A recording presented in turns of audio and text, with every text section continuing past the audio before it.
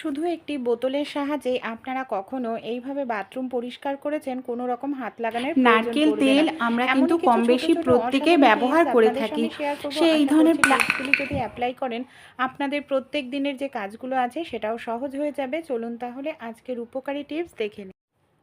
রুটি করার পর আমরা যাতে অনেক সময় পরেও গরম রুটি খেতে পারি, এর জন্য এই ধরনের হটপট বা ক্যাসারল ব্যবহার করে থাকি। কিন্তু গরম রুটিকে ডাইরেক্ট যদি আমরা হটপটের মধ্যে ভরে রাখি, কি হয়, নিচের যে রুটিটা দেখবেন সেটা ঘেমে ওঠে, এমনকি ভিজে যায়। এই দেখুন, বিন্দু বিন্দু জল পরিমাণ জমে গেছে। এর ফলে তলার রুটিটা একেবারে নরম হয়ে যাবে, আর সেটা খেতে কিন্তু একদম ভালো লাগে না। অনেকে আমরা ফেলেও দিই সেই রুটিটা। তাই আমাদের বাড়িতে দেখবেন অনেক ধরনের যে চা ছাঁকনি থাকে। এখানে আমার একটি পুরনো স্টিলের চা ছাঁকনি ছিল, যেটা ভেঙে গেছে। এটাকেই কিন্তু আমি হটপটের মধ্যে ইউজ করি। কি হয়, যেহেতু চা ছাঁকনিতে নেট দেওয়া আছে, এইভাবে হটপটের ঠিক মাঝখানে আমি রেখে দিই, তারপর রুটিটাকে এর ওপর রাখি। এতে কি হয়, গরম হাওয়াটা খুব সহজেই বের হয়ে যায়, নিচের রুটিটাও নষ্ট হয় না। এই দেখুন, এইভাবে থাকবে। বা আপনারা চাইলে স্ট্যান্ডও ব্যবহার করতে পারেন। এতে দেখবেন অনেক সময় পর্যন্ত গরমও থাকবে, এমনকি রুটি আপনাদের নষ্টও হবে না। আমাদের বাড়িতে যে এই ধরনের সায়া থাকে বন্ধুরা, কম বেশি সায়া, লেগিংস, বাচ্চাদের প্যান্ট, এই ধরনের কিন্তু দড়ি ভেতরে থাকেই। কিন্তু সমস্যাটা কি হয়, অনেক সময় দেখা যায় একদিক দিয়ে দড়ি টান লাগে, আরেক দিক দিয়ে ভেতরে ঢুকে যায়। তখন আমাদের কি করতে লাগে, এই দড়িটাকে খুলে আবার নতুন করে দড়ি পরাতে লাগে। এরকম যদি সমস্যার মধ্যে আপনারা পড়ে থাকেন, দড়ি খোলার প্রয়োজন নেই। হাতের কাছে নিয়ে নেবেন একটি কাঁচি। কি করবেন, সবার প্রথমে দেখে নিন দড়িটা কতটা ভেতরে ঢুকেছে। আমার দড়িটা এতটা ভেতরে ঢুকেছে। এবার কি করব, এই কাঁচিটাকে আমি নিয়ে নিয়েছি। এই যে সায়ার ভেতর দিয়ে এইভাবে দেখুন, আমি যতটা দড়ি ঢুকেছে ঠিক সেই জায়গাটায় গিয়ে দড়িটাকে এইভাবে কাঁচির মধ্যে আটকে নিতে হবে। এই দেখুন, কাঁচিটাকে এইভাবে আমি আটকে নিয়ে এবার বের করছি। এই দেখুন, কত সহজেই দড়ি পরানোর প্রয়োজন পড়ল না। আমরা সহজেই দড়িটাকে বের করে নিতে পারলাম। আরও একটি কাজ করবেন, এই যে সায়ার মাথায়, মানে সায়ার দড়ির মাথায় এইভাবে গিঁট দিয়ে রাখুন, তাহলে আর কখনোই দড়ি ঢুকবেও না, দড়ি পরানোর ঝামেলাও থাকবে না।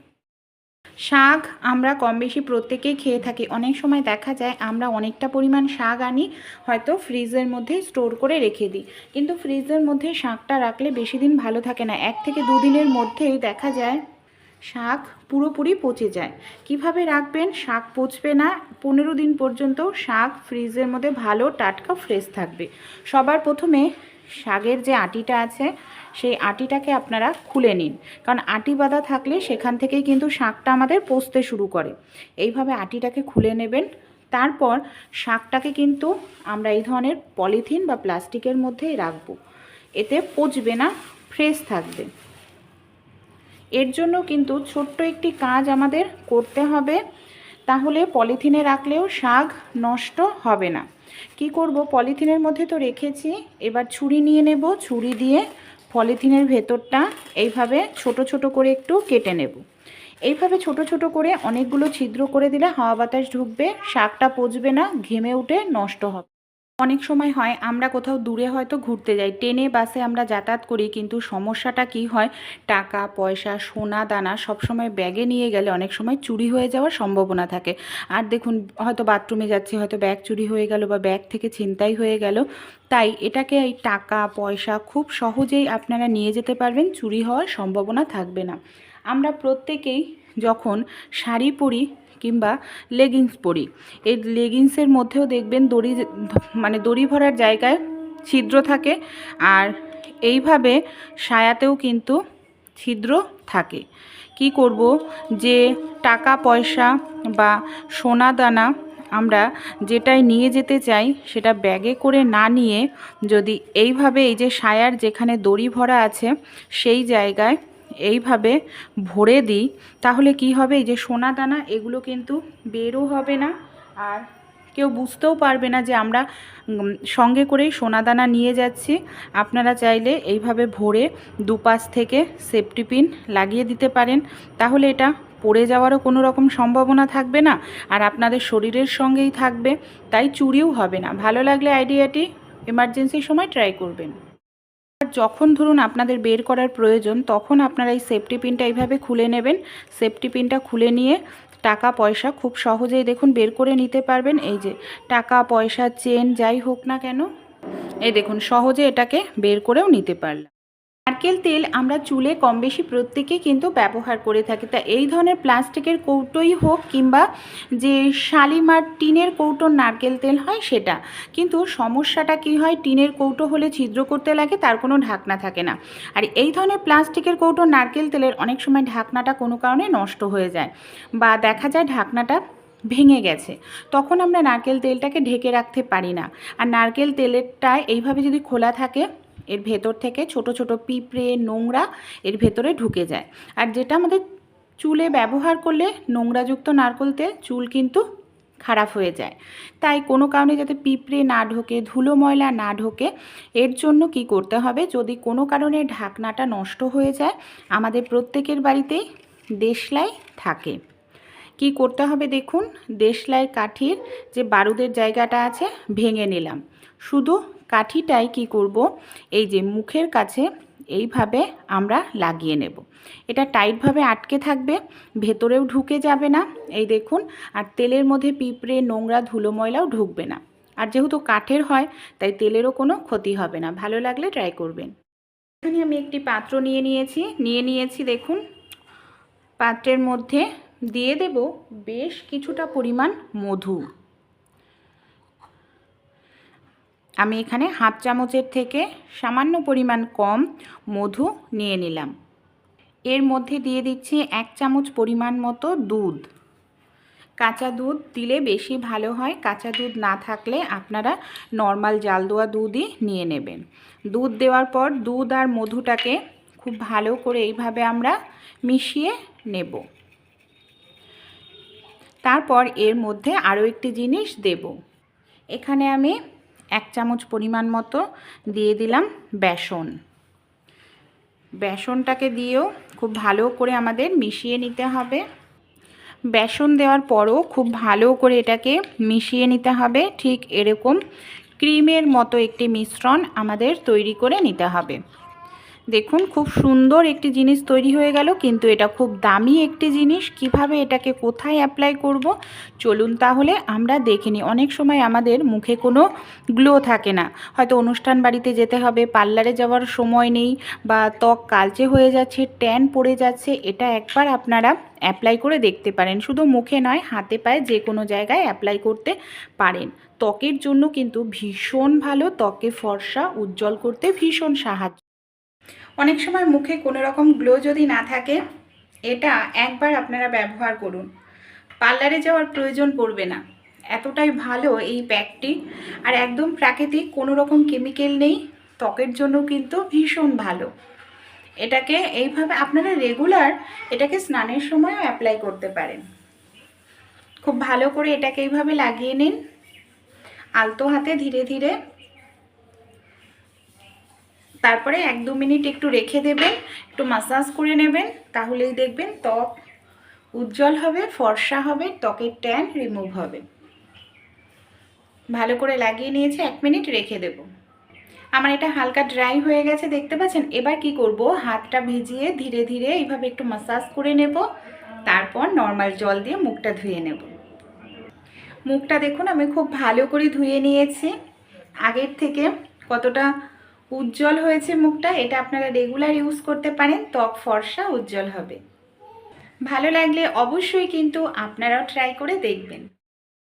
আমাদের বাড়িতে যে এই ধরনের বালিশ আমরা ব্যবহার করি বন্ধুরা, অনেক সময় কি হয়, বালিশের তো কভারটা আমরা লাগিয়ে নিই, কিন্তু সমস্যা কি হয়, যখন আমরা মাথায় তেল দিই, এই যে বালিশের কভারে তেলটা লাগে, আমরা কি করি, বালিশের কভারটাকে খুলে ধুয়ে ফেলি।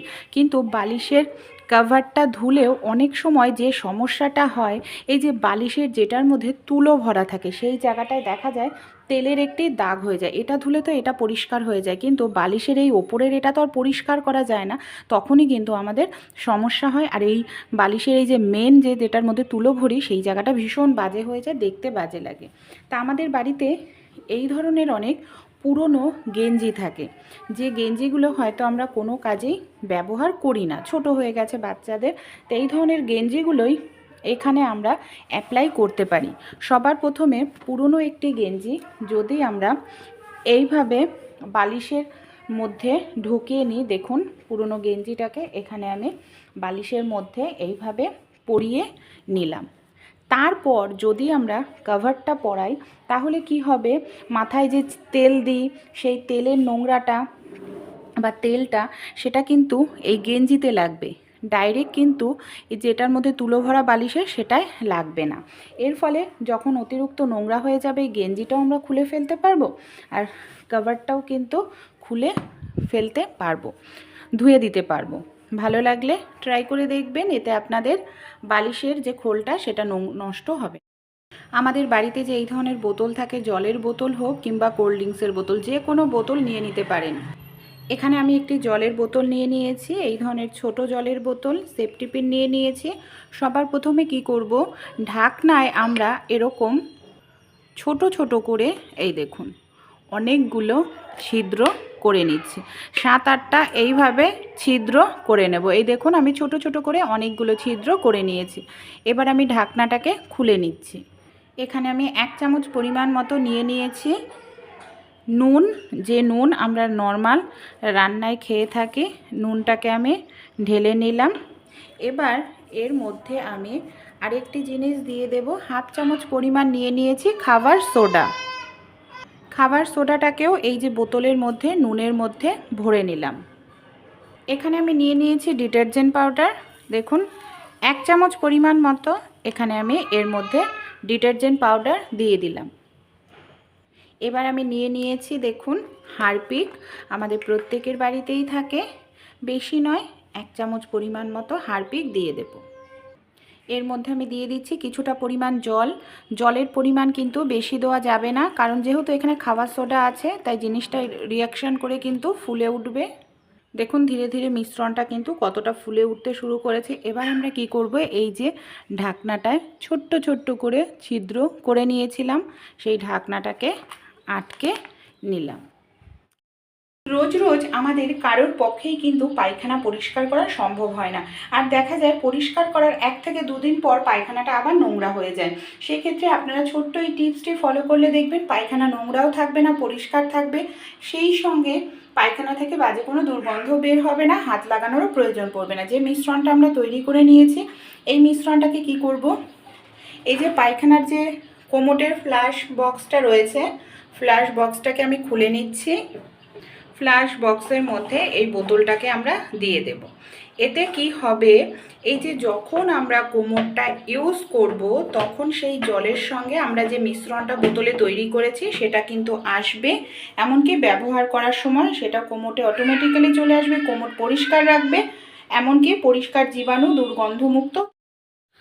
তাই এই ছোট্ট ছোট্ট টিপসগুলি যদি আপনাদের একটু ভালো লেগে থাকে অবশ্যই আপনারা ট্রাই করবেন, এতে দেখবেন আপনাদের কাজ সহজ হবে, এমনকি সময়টাও বাঁচবে।